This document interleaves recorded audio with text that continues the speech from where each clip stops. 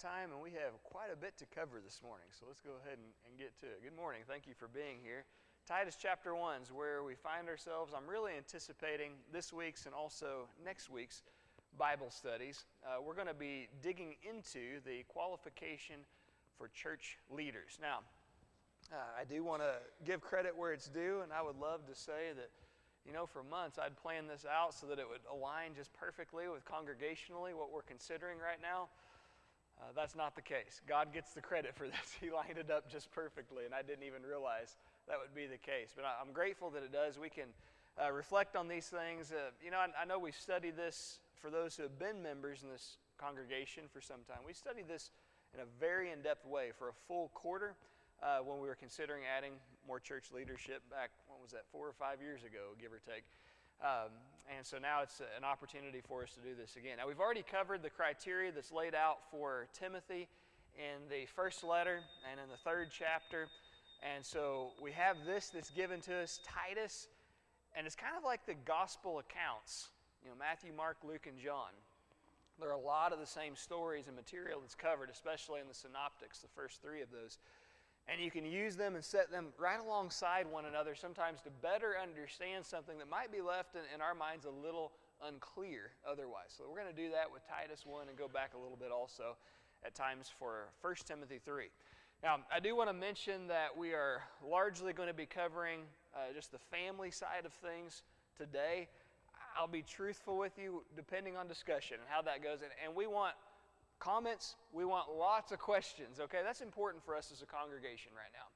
Let's sort through this material and let's make sure we're going about church leadership God's way. So that's what we're going to be doing in Titus 1. I know we don't normally begin with our memory work, but today is an exception. That's what we're doing. So who would like to say verse 5 of Titus 1 to get us going on the right track? Bam! Right off the bat. Titus 1:5. And then you can forget about it, the rest of the time. So, you're welcome.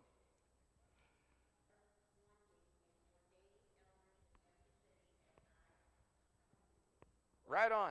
Oh, I'm sorry. Yeah, right on, Netta. So he says, for this reason I left you in Crete. I'm not going to show the map again. We've done that a decent amount up to this point.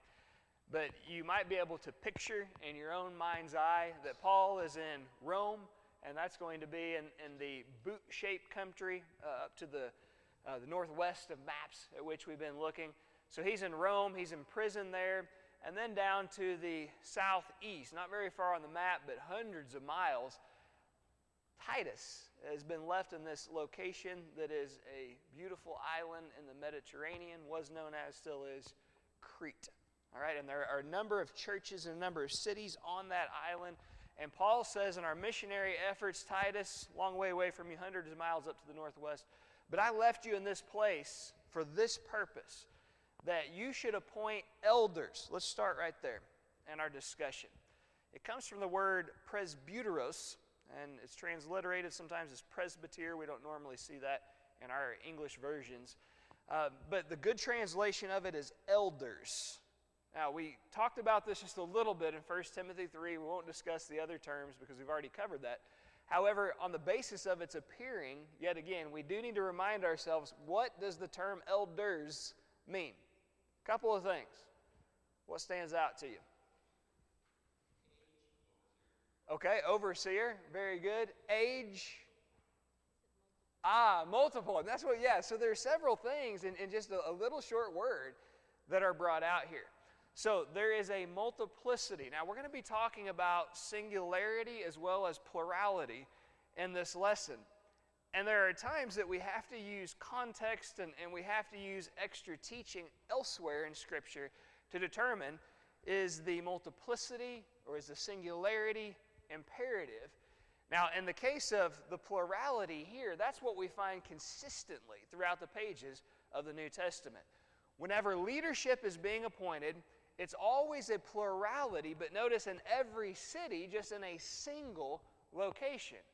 So it's not a plurality simply when you take all the churches into consideration. It's when you take one congregation into consideration.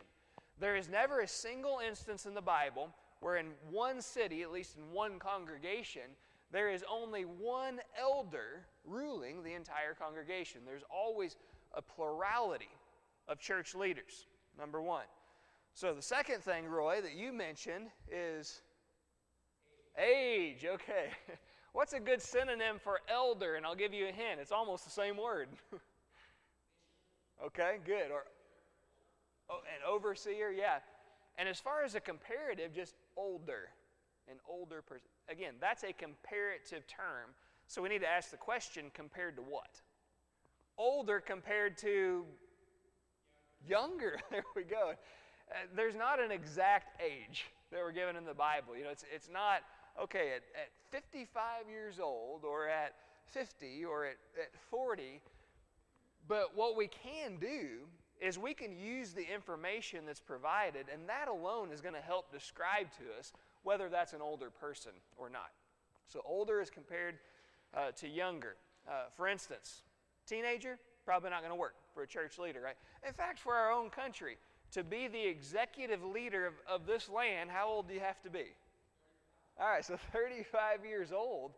And that gives you an idea. I'm not saying that, okay, that's a benchmark for Scripture, but our founders who built our country after a very biblical pattern, undoubtedly they saw that also, that with years typically comes wisdom and experience, and God sees it that way also.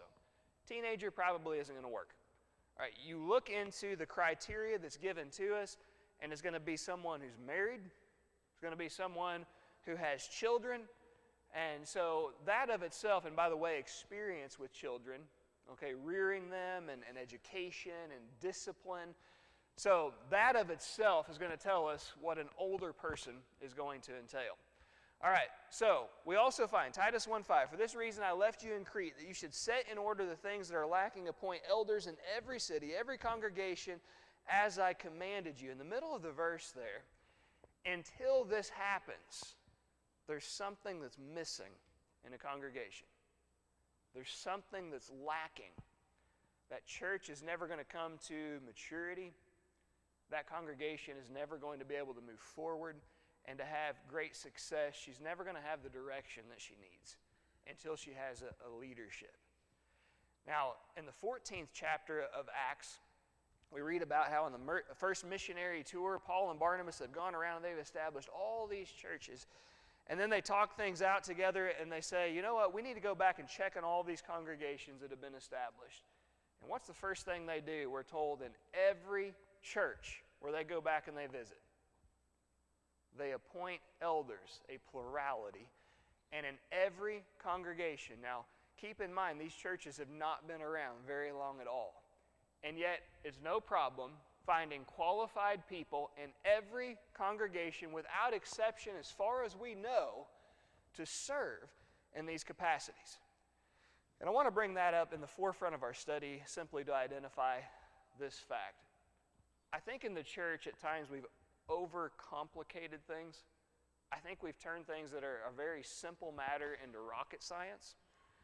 I believe we've had this mentality that, and I don't mean this disrespectfully, but unless a man is the second coming of the Lord himself, he can't serve. He's not good enough.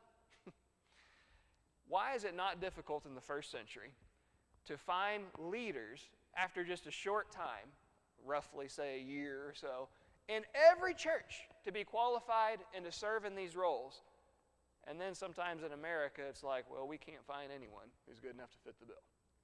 Have we overcomplicated things? Have we made too many rules where God is not? Now, don't misunderstand. We can't loose where God is bound, but we also can't bind where God is loosed. God has given us the information. It's not rocket science. People in that time who had very little education, a number of whom couldn't even read, could understand this information and could appoint leadership in every congregation of which we know in the first century. Can we not do the same thing also today? Thank you for being patient, Adam.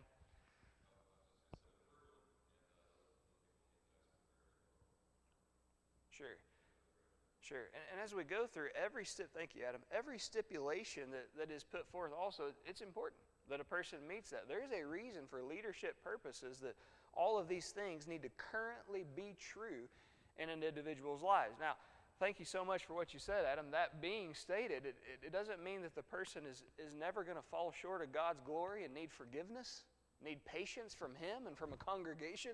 They're human beings, just like you and I are. And thanks to what Adam stated, we can actually lead right into the list that's provided us, starting with verse 6. For everyone who's come in, thanks so much for being here. We're glad to have you. We're in Titus 1, looking at who is qualified to serve as a shepherd of God's sheep. So, verse 6 of the first chapter of Titus. If a man is blameless, sinless, right? All right, well, that excludes you, me. Okay. Not the second coming, we can't have elders. It's never going to work. No one's good enough. That's not what the term means. What's to be understood by this concept of being blameless? Can someone help us out there? Okay, yeah, it is. It's as simple as you have someone who's leading a Christian existence. That is all that means. Now I'm going to give you a definition of the exact term, and I'll do this of a few of these as we go through. This is from Strong's Exhaustive Dictionary, Greek and Hebrew. That cannot be laid hold of, not open to condemnation. So it's just simply, it's not someone who is perpetually living in sin at the moment. And actually we have John, who describes himself in the inspired writings as an elder a number of times. John the Apostle, and he says in 1 John 1, an aged man. And at the end of his life, in the 8th verse, if we, which is first person plural, and that's inclusive of person who's speaking also. So I, John, elder, and have been a Christian for so many decades right now, if we, I included, say we have no sin, that's a present tense verb, we deceive ourselves, and the truth is not in us. John the Apostle, an aged man, served as an elder in the Lord's body, been a Christian for decades, one of the closest companions of Christ, the apostle of love, says, I struggle still with sin on a regular basis. And if any of us, doesn't matter who, leader or not, says, I don't do that, that person has become a liar, and as far as church leadership, would then be disqualified on another set of grounds. Go right ahead, Andrea. Oh, I'm sorry, Joe. My bad, Joe.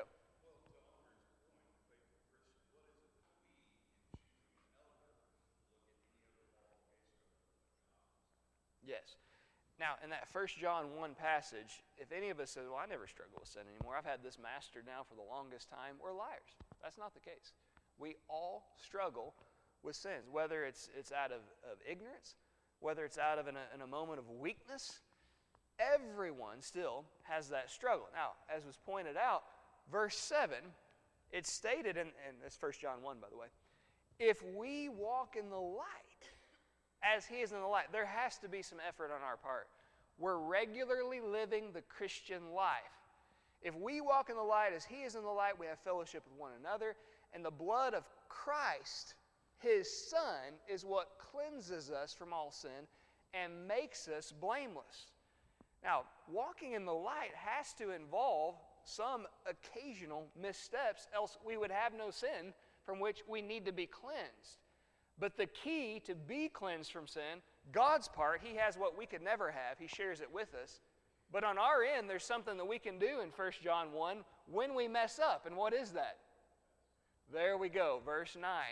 If we confess our sins. What makes a great church leader is the same thing that makes a great Christian. Someone who loves Jesus and consistently tries his or her hardest to do the right thing. But someone who understands, as hard as I try, there are still going to be mistakes that are made along the way. And someone who has the humility to admit when he or she is wrong. That's what makes a great Christian. Coincidentally, that's also what makes a great leader in the church. And people don't look at that as weakness. Oh, did you hear that our elder? No. They look at that as strength. When they say, did you hear our elder when he made a mistake? And he was big enough to admit that to the person who was wronged, or big enough to admit that to God. If it comes to it, big enough to admit to the congregation. People look up to and they admire that. In fact, it just helps them to better relate with the humanity of a person when they're not perceived as an idol, but someone who's like I am, who has the same temptations, the same struggles, but the same drive and the same love for God that I do. All right, any other comments on blameless, what it takes for an individual to be that?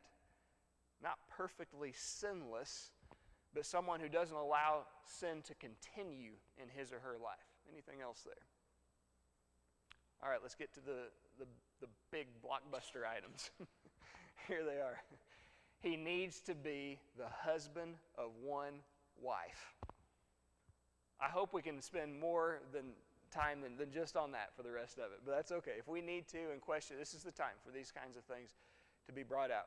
What does it mean to be the husband of one wife? Well, in English, it's very simple. You have one woman and you're married to her. In the original language, the wording is just a little bit different. It's very similar to that concept, but I'm going to point out a way in which that can differ also. Literally from Greek, it is a one-woman man. A one-woman man. And the question comes up, okay, well, what if someone has a spouse who dies and then he remarries?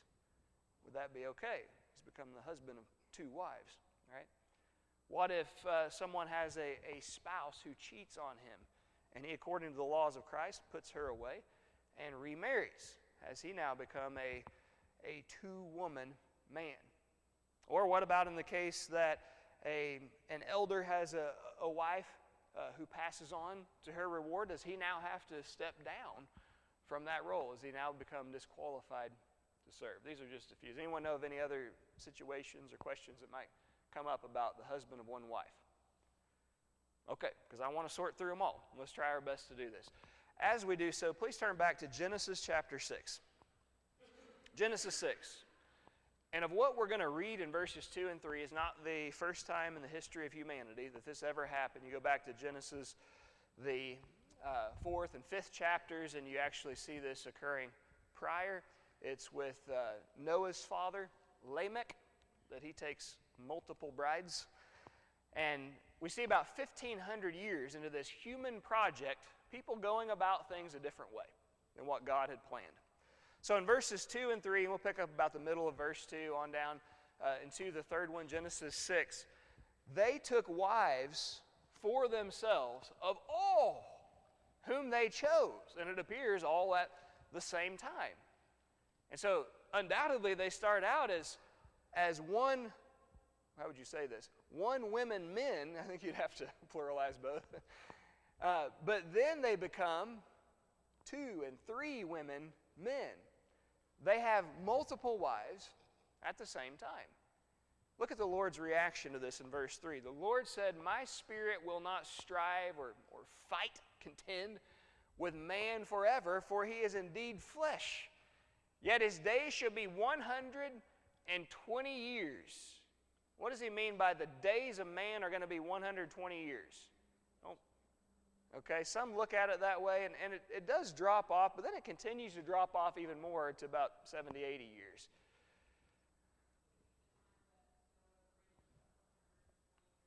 I believe that it is. The probationary time period until all humanity is destroyed seems to make a lot of sense. That's one idea, too, about lifespans. But certainly there is some time span where God says, hey, this is it, and after that, it's done. I'm wiping the planet clean. That's exactly what he does. Of all the things that possibly could have led to this, and now there's more from Genesis 6, okay, with issues, and we're not going to get into that for our discussionary purposes. But the last thing that God mentions, the final straw, the one that broke the proverbial camel's back, is the family gets all messed up because it's not the way God designed the family to be. One man, one woman for life, ideally so. Men say, well, why have one when you can have two? And why have two when you can have three? And why three when you can have 10? In the case of Solomon, why have 10 when you can have 1,000? All right? And it completely messes up the family dynamic. And so we see a family that's all messed up, and all these families that are all messed up, and then there's only one family left serving the Lord. Coincidentally, what's the marital situation in that family of the 8 who are saved? One man and one woman. As goes a family, so goes a culture. As goes a culture, so goes other cultures, and eventually, so goes the world. It's necessary to keep the family pure for the world to be what God has designed it to be. It's equally necessary for the church, God's people, to be kept pure, and for that to happen, for the family within the church to be pure. And you certainly need that dynamic within a church leadership. Not multiple spouses at the same time. Turn to Romans chapter 7 that I think really clarifies this very simple, I want to emphasize, teaching. There's nothing complex about this. Romans chapter 7, and the apostle explains God's marriage perception. Beginning in verse 1, he asks, "Do you not know, brothers, for I'm speaking to those who know the law, that the law is binding on a person only as long as he lives. Thus a married woman is bound by law to her husband while he lives. But if her husband dies, she is released from the law of marriage. Accordingly, she will be called an adulteress if she lives with another man while her husband is alive." Question, and obviously in PG terms, what is adultery? And how does that differ from fornication? Now, adultery is a form of fornication, but not all fornication is adultery. Go ahead, Scott. Okay. All right, can be, can it? Good. And looking at lust, Scott, at another while a person is what? Married to somebody else. And so it involves a marriage. And so if someone takes on that relationship with another while the other person is living and married, in this case, the lady that's being considered, she's no longer a one-man woman. What does she become? A two-man woman. And that's why it's called adultery. Now, that's to be understood, of course, if her husband is still alive. What would that imply about if her husband were deceased and then she were to have a scriptural understood relationship with another man? What kind of woman would she be then? Still just a one-man woman, even though she's had that relationship with multiple men. Continuing on to verse 3. But if her husband dies, she is free from that law. She wouldn't be called an adulteress having that relationship with another man. In other words, she would not be recognized as a two-man woman, even though she's had that relationship with two different men. It's one at a time according to the scriptural parameters. Now, what about this case? If a man has a spouse, that spouse cheats on him, and so he puts her away, and then he marries someone else. Let's turn to Matthew, the 19th chapter, consider that circumstance.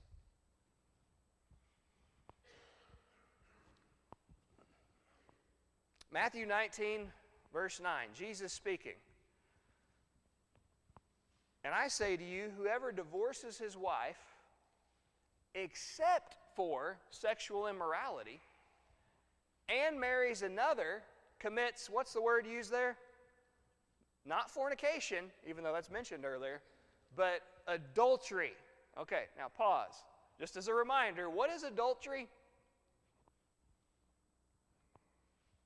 That's relationship with another while being married to somebody else. Now, what's interesting in this passage is that according to the laws of humanity, the man's not married to anybody else. But he has to still be recognized as married to somebody else it'd be impossible for him to commit the sin of adultery. So how can he not be married to that woman yet still be married to that woman? That's a contradiction of terms. Only if we're talking about marriage from the same perspective. We know from the human perspective they're not married any longer. But from what perspective would they still be seen as joined together?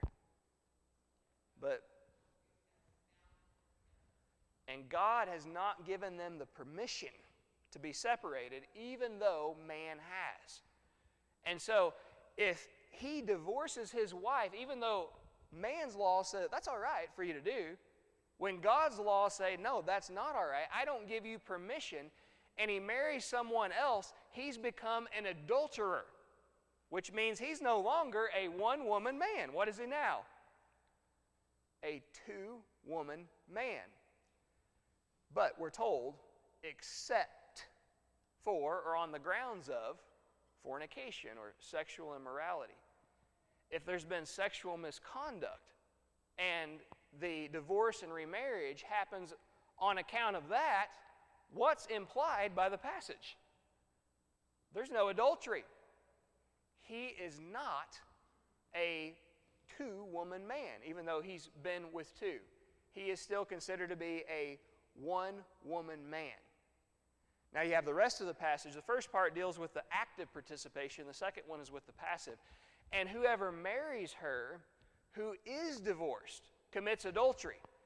And some have said, well, there's no exception there. And I know it's stated with good intentions, but it's in ignorance of grammar. That exception clause applies to that entire sentence and teaching that's being spoken. Whoever marries a woman who has been divorced, so someone who has fought it, right, tooth and nails, it would be wrong except on the grounds of if that other spouse is guilty of sexual immorality or fornication. And so the person in that case also would not be considered by God to be a two-woman man, but still only a one-woman man, even though perhaps he's been with two different women in that way. Yes, ma'am.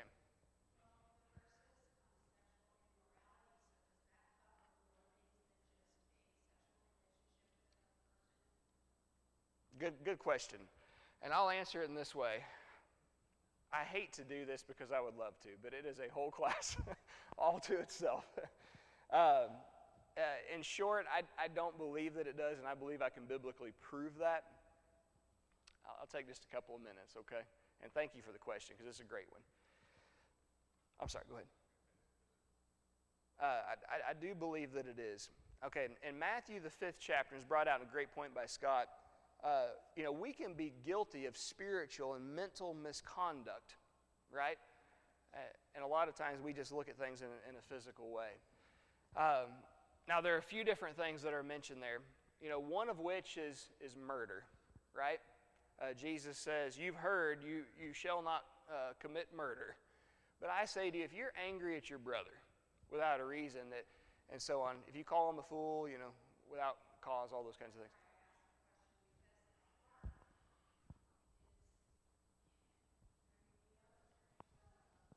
Sure.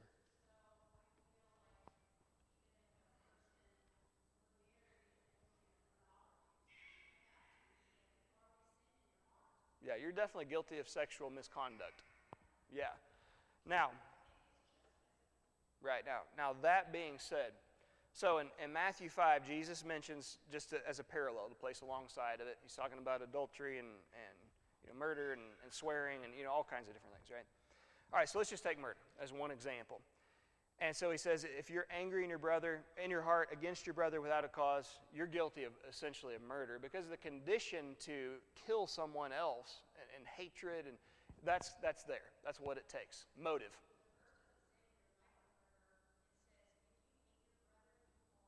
Right. Okay.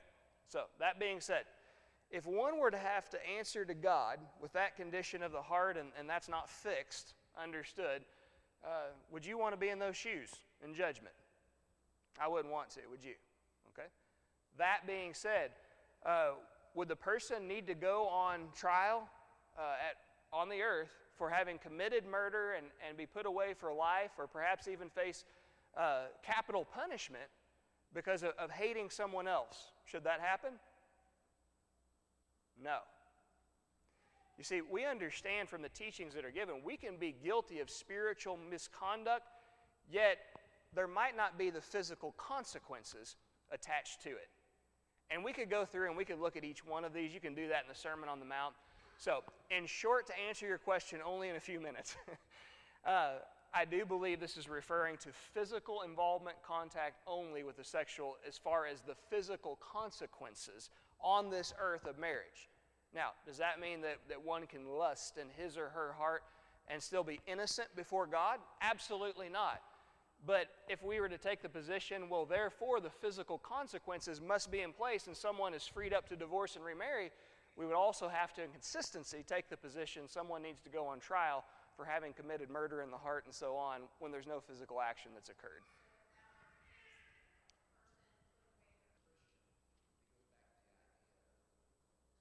Yeah, excellent. And so, and of course, the whole context of the conversation, one who's qualified to be a church leader, there are some things, and Brad, that's what I'm saying, excellent. I mean, just taking it. Oh, okay. So what Brad is saying is there's some things that we don't know about within the heart of a person, but it's imperative for that person to be honest and to say, hey, I'm qualified, I'm not qualified, certainly is one thing, but also, some things that there might not be the actual physical full, manifestation of that, but there could be some issues that have perceived in that direction that have never fully gone to that point yet. And for those things that we can perceive as a church, we can use other aspects of, for instance, blamelessness could disqualify that one, even though it might not technically be the one woman man thing. So, great point, Brad. Rebecca.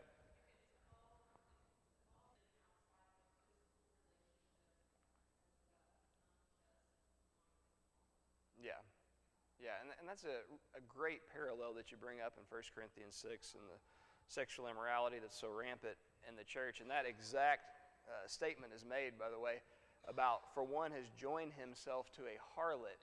The two have become one, as in flesh, a physical act in a way that God never authorized. Yeah, very good. And so just to make very clear, though, and hopefully it's come through all right anyway, I don't want anyone to think that it's being stated that, well, it's okay to, inside entertain whatever you want. No, not at all. That's still sin, and one is not justified before God. One is guilty of adultery just of entertaining that thought, right? One is guilty of murder just in entertaining the hatred toward a brother. But for physical consequences to come into being, there would be a physical act. We understand that in the judicial system, and we would understand that in the church also. Rebecca?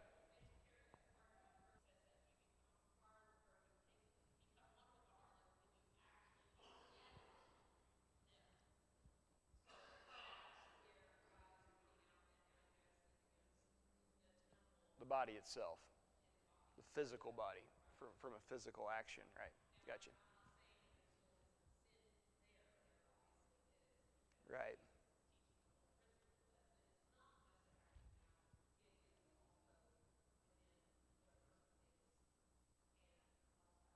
Okay, yeah, thank you for that follow-up. Okay, any others? We don't want to overlook any comments, any questions.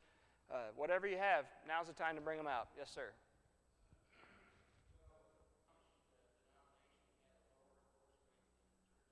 Really? Oh, yeah, that's fascinating. Yeah, thanks, Roy. Okay, any others, comments or questions before we move on from that? There's one other aspect of the marriage that we need to, the husband of one wife, we need to cover. Okay, so we all okay on? And so just to make sure about a conclusion here that I've reached based on this, about the husband of one wife, or better, from Greek, a one-woman man, I don't believe it has any reference to the total number of intimate relationships or even spouses that one has had in his or her lifetime. There's no scriptural grounds for that. Understood that there are scriptural spouses and relationships that have been had. That being the case, biblically, a person is still recognized to be a one-woman man if his spouse has died and he remarries. Still recognized to be a one-woman man if he has put away his spouse or his spouse has put him away on the grounds of and moving on in a relationship in a sensual way with somebody else. If he remarries from that circumstance, he's still biblically recognized as a one-woman man. Okay, now, this is a big one right here. And thankfully we haven't experienced this, and I hope God keeps it from ever happening. It's not so much for right here in the present as far as what's being considered. But let's just be prepared for this situation for down the road. Again, God forbid it from happening. But what if one of our shepherds, serving the church very capably, and his spouse passes away? He's no longer married to her. Should he step down from that role? At first glance, it would seem, well, likely so, right? It's if a man is, that's a present tense verb, the husband of one wife. Or Greek, if a man is a one-woman man. If he no longer has one woman in his life, then he can no longer serve in that capacity, is kind of typically the view that's held. We pointed out, we went through 1 Timothy 3 about the qualification for church leaders, that it's really handy to take later on what we find in chapter 5 of 1 Timothy, when it's the qualification of ladies for not church leadership, but for enrollment into the program of being helped as widows by the church. There's some similar terminology that's used and a little more clarity that we can find in that, and then take it back to our discussion of the qualification of men for church leadership. So what I ask you to do is to turn to 1 Timothy, the 5th chapter. 1 Timothy 5, and we're going to read from verse 9 again. This is in the section as to those that will be cared for in an official capacity in an enrolled program by the church. Verse 9 about the ladies who are going to be a part of this program. Let a widow be enrolled if she is not less than 60 years of age, having been the wife of one husband. And that's it. Again, it's very similar in Greek, but there is a little bit of a difference. Instead of being the wife of one husband, it's if she has been a one-man woman. And I'll probably get these mixed around eventually. It's when you're flipping them. Okay, adjective, noun. Noun, adjective. So in this case, it's a one-man woman that she has been. Do you remember what Jesus does in teaching about the afterlife in a very profound way? He's speaking to the Sadducees, who coincidentally don't believe in an afterlife. And he tells them, hey, by the way, concerning the resurrection of the dead, you are mistaken. Afterlife. And he doesn't go to Job to show where that's very clearly taught. It doesn't go to Daniel where the concept itself is very clearly taught. Why does he go to the book of Exodus to teach about the afterlife with the Sadducees? Remember what's true of the Sadducees? They only believe in what? Inspiration. Oh, that in this life. And inspiration-wise, they only believed in the inspiration of the first 5 books of the Old Testament. The books of the law. They rejected the law, the prophets, the poetry, and all that. So it doesn't do any good for Jesus to show as proof things in which they don't believe is inspired. So he has to get really creative to teach them about the afterlife. And to do that, he goes back to the book of Exodus, and he says whenever God revealed himself via burning bush to Moses, who's going to lead his people out of Egyptian captivity, do you not recall in that burning bush passage what God said about himself? I am the God of Abraham, the God of Isaac, the God of Jacob. And then Jesus' lesson is that. Therefore, or as a conclusion from that one statement, God is not the God of the dead, but of the living. Therefore, you are greatly mistaken that everything's only about this life. Just from like reading a sentence from the Old Testament, really? And that's the whole Bible lesson? The point of which is this. These men had died hundreds of years before this statement is made. And yet, what's used in this single sentence, grammatically speaking, to prove the entire doctrine of the afterlife? What's used? A present tense verb. Am. That's it. You think words aren't important? You think verb tenses don't matter?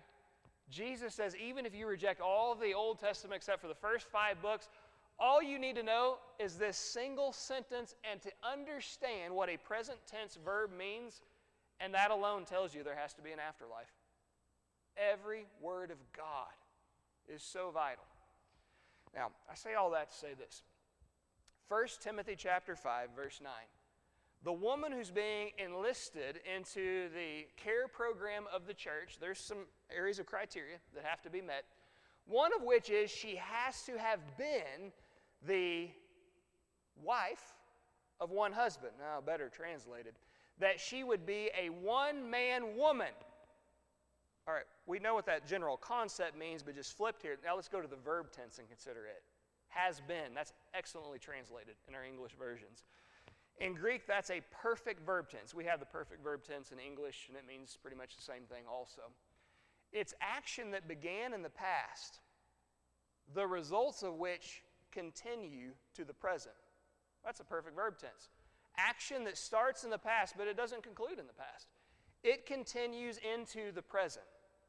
And so what's being stated about this lady and her being a one-man woman is that sometime in the past, she started being a one-man woman. When do you think that would have been?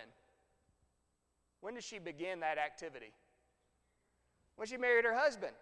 And she continues into the present, is the significance of the verb. She continues into the present to be a one-man woman. Now that's really enlightening on the basis of what's her marital status right now? She's not married to anybody. Yet she started in the past to be a one-man woman. She continues in the present to be a one-man woman. And what that tells us is this. Being a one-man woman or a one-woman man, when you put the whole picture together, has nothing to do with the total number of scriptural spouses one has had in his or her life, but also it actually doesn't have anything to do with the current marital status of that individual. And so the concept of being a one-man woman or a one-woman man is simply that a person has proven himself or herself to be devoted and faithful to a spouse, or if applicable, to scriptural spouses. Now, why do you see that as so important relating to an elder in the church? Is the person has he proven himself to be a devoted, faithful spouse? What's being considered for this man? He's about to become married to the bride of Christ. Now, of course, in relationship with God, he's already married in that sense. But he's about to become married to the bride of Christ in a whole new way. And we ought to be able to look at his marriage, or marriage is scriptural, and how he's treated his spouses in those marriages. Because very likely, however he's treated his spouse or scriptural spouses, it's going to be the very way that he treats his new spouse in this special way, in the bride of Christ. Okay, so we only made it through marriage. I apologize for that. I'm not surprised that's the case, but thank you so much. Any final comments, or very brief final comments or questions, Brad and Joe? Okay.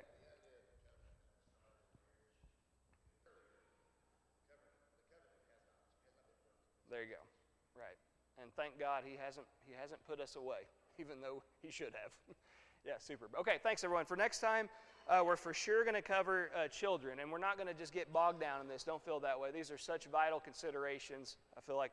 So for sure the children will see about more. Memorize, please, verse 6 for next time about the children. Looking forward to that discussion. Thank you.